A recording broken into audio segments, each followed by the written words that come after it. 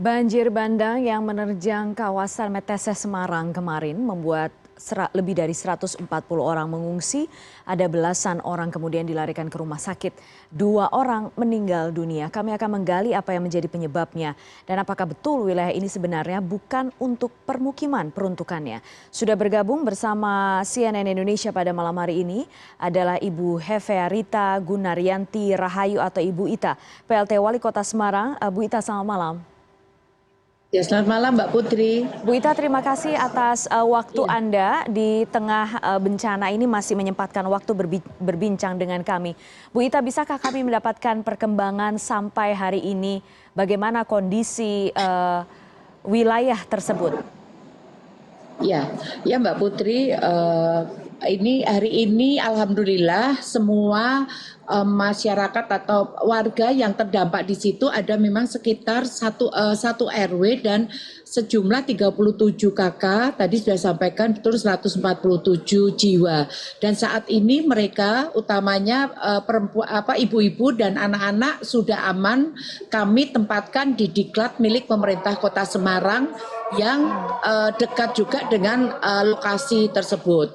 Dan pada saat sekarang juga mulai tadi pagi BPWS, kemudian Dinas PU Kota Semarang, dibantu TNI Polri, serta kami juga mendapatkan sandbag dari PLN, ini sudah mulai menanggul di tempat jebolnya aliran dari Sungai Pengkol, ini bagian dari Kali Babon. Dan moga-moga satu hari lagi, mungkin besok pagi ini sudah bisa selesai, dan tentunya ada juga untuk pembersihan di lokasi karena memang lumpurnya ini sangat tebal.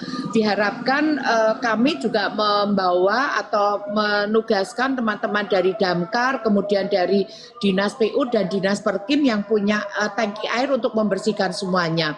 Memang lumpurnya ini tebal mengingat arah atau aliran di Ungaran ini kan namanya Sungai Mloweh Mbak Putri, sehingga ya jadi diharapkan mungkin besok lah ya ini semuanya sudah bisa bersih kembali. Tapi kami sudah pesan kepada ibu-ibu dan anak-anak untuk tetap dulu di Diklat sampai betul-betul suasana atau keadaan rumah di sana aman. Karena kami sih tidak berharap ya Mbak Putri, tapi menurut ramalan BMKG ini waktu kemarin kami ada rakor dengan Bapak Gubernur, dengan Kepala BNPB dan Kepala BMKG untuk waspada sampai tanggal 10, sehingga tadi kami juga meninjau di Diklat milik Pemkot ini mereka juga sudah nyaman ada di sana Mbak. Bu Ita, disebutkan Anda tadi juga sudah menyebut bahwa air dari atas, dari Ungaran ini cukup deras. Pada saat peristiwa terjadi kemarin, apakah sudah sempat ada koordinasi dengan katakanlah Pemkab Semarang, karena Ungaran berada di bawah Pemkab Semarang, bahwa hujan tinggi di sini, kemudian ada aliran air yang cukup tinggi, karena bagaimanapun kan ada pintu-pintu air itu, Bu Ita.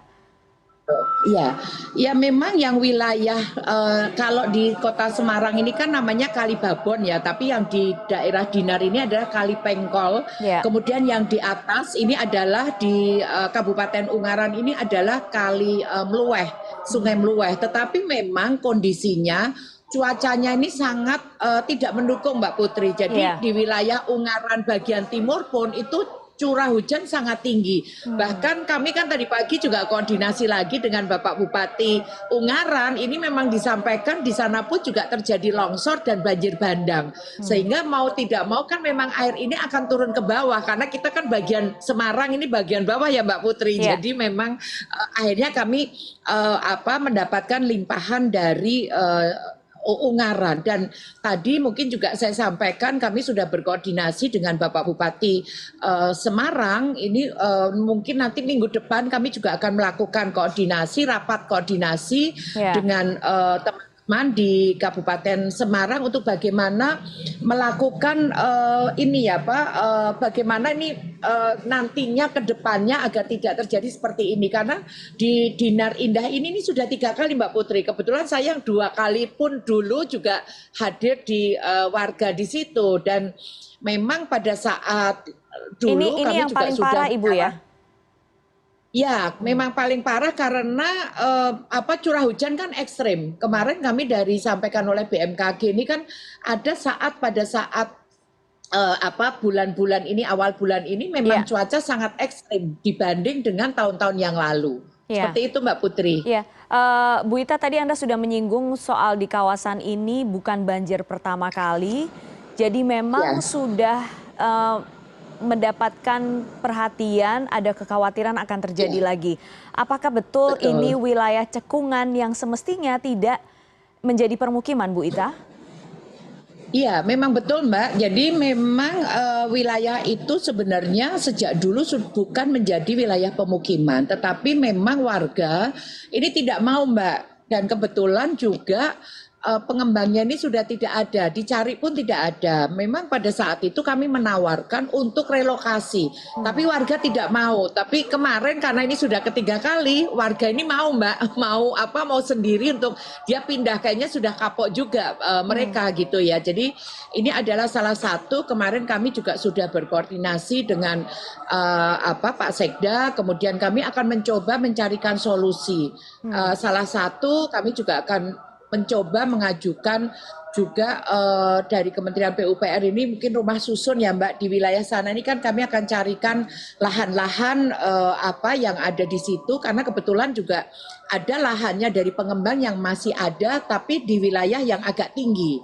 Nah ini kami akan mencoba berkoordinasi agar warga juga tidak akan terjadi seperti ini karena ada beberapa anak di situ juga sudah trauma sebenarnya kalau mungkin pada saat kemarin ada banjir, kemudian memang sebelumnya, jadi sekitar 3 hari sebelumnya juga sudah peres Mbak airnya, tapi alhamdulillah cepat surut. Nah ini yang Ya. kedua kalinya ini luar biasa dan ya kita harapkan nanti masyarakat atau warga ini sadar dan kami akan memberikan yang terbaik untuk warga karena apapun mereka adalah masyarakat dari bagian kami dari pemerintah Kota Ya, Semarang.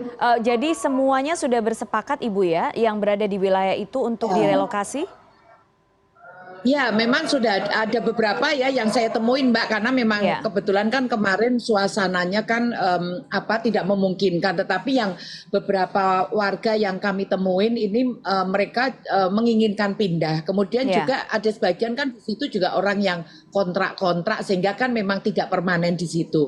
Tapi kami harapkan nanti kalau sudah selesai masalah ini ya Mbak udah tenang kemudian tanggulnya juga sudah kita perbaiki bersama, kemudian warga ini para ibu-ibu juga anak-anaknya ini nanti kembali lagi ataupun mungkin nanti memang mereka masih ada di diklat, kami juga persilahkan mereka dulu agar mereka juga tenang. Nanti kami baru berupaya untuk bagaimana jalan yang terbaik karena ini sudah ketiga kalinya Mbak Putri dan Ya, saya pun ini sudah ketiga-tiganya ini saya ke sana terus gitu pada ya. saat 2019, 2021 dan ini 2022. Baik, Bu Ita, kalau misalnya melihat prediksi dari BMKG seperti yang Anda sampaikan tadi, masih Ya. ada cuaca yang cukup ekstrim hingga tanggal 10. Apa yang menjadi antisipasi dari Pemkot Semarang sekarang? Karena kan tidak hanya di wilayah atas, ancaman juga ada dari wilayah Ya. rob. Baru saja minggu Ya. lalu wilayah Kota Lama dan sekitarnya kita tahu itu diterjang banjir. Lalu sekarang bagaimana antisipasinya, Bu Ita? Ya, yang pertama kebetulan Mbak 3 hari yang lalu kan Bapak Menteri PUPR berkunjung ke Semarang terkait dengan banjir rob yang ada di Semarang bawah. Karena memang di Kota Semarang ini mungkin seperti di kabupaten kota di wilayah Jawa Tengah ini kan banyak wilayah-wilayah sungai ini kan merupakan bagian dari kewenangan PUPR melalui BBWS. Ya. Tapi apapun yang tadi saya selalu katakan bahwa BBWS ini kan ada di wilayah Kota Semarang, pasti kami juga harus berkolaborasi untuk bagaimana juga pencegahan. Nah, pada saat kemarin sudah pencegahannya ini adalah salah satu adalah menarik kemarin dari instruksi Bapak Menteri ini menarik beberapa pompa portable yang ada di wilayah-wilayah di Jawa Tengah, termasuk Jakarta. Kemarin pada saat di daerah Kaligawe ini kan langganan ya Mbak, Iya, iya. pompa kali Tenggang, Seringin ini dengan oleh Bapak Menteri akan ditambah. Jadi yang Kali Tenggang biasanya sekarang ini kan ada 6 pompa, ini akan ditambah menjadi 12. Kemudian yang di Seringin ini akan ditambah juga, yang sekarang ini 5 nanti akan ditambah 8 sehingga menjadi 13. Kemudian yang saat sekarang pompa-pompa portable yang dari BBWS ini disiagakan, termasuk juga pompa-pompa portable milik pemerintah Kota Semarang. Kemudian juga pasti Mbak, yang paling penting ini adalah masalah sampah Mbak Putri. Sampah ini menjadi salah satu bagian membuat sungai-sungai ini menjadi limpas, karena dengan adanya sampah-sampah ini menutup jembatan-jembatan, sehingga kemarin pun Pak Menteri juga sudah akan merencanakan meninggikan ini sebelah barat, kalau yang tadi sebelah timur, yang sebelah barat ini meninggikan jembatan Kali Beringin yang sekarang sudah dinormalisasi, sehingga pada saat kemarin ada terjadi banjir ini wilayah Kali Beringin sekarang ini sudah tidak banjir Mbak, alhamdulillah gitu. Kemudian ada di sisinya ini adalah Kali Plumbon. Nah ini yang memang diperlukan untuk normalisasi. Kemudian yang kedua tentu wilayah-wilayah di luar itu adalah pompa-pompa milik pemerintah Kota Semarang, karena di dalam dan semuanya wilayah sudah Kota berfungsi Semarang, ya Ibu ya, pompa-pompanya? Sudah Mbak, alhamdulillah. Iya, kemarin kami cek semua itu pompanya milik pemerintah Kota Semarang, kemudian BBWS ini semua sudah on Mbak, karena kami ini muter juga ya dengan Forkompinda ini untuk muter bagaimana kesiapan pompa-pompa. Memang tapi curah hujan ini yang sangat tinggi dan gelombang pasang ya dari air laut ini pasang juga Mbak, sehingga ketemunya di bawah di wilayah pesisir Kota Semarang. Baik, Ibu Ita, kami harapkan rencana-rencana itu bisa terselesaikan atau bisa dilakukan dengan sangat baik. Terutama sekali adalah memastikan para korban banjir bandang itu mendapatkan kenyamanan dulu ya, kenyamanan dan sandang pangan mereka paling tidak itu dulu.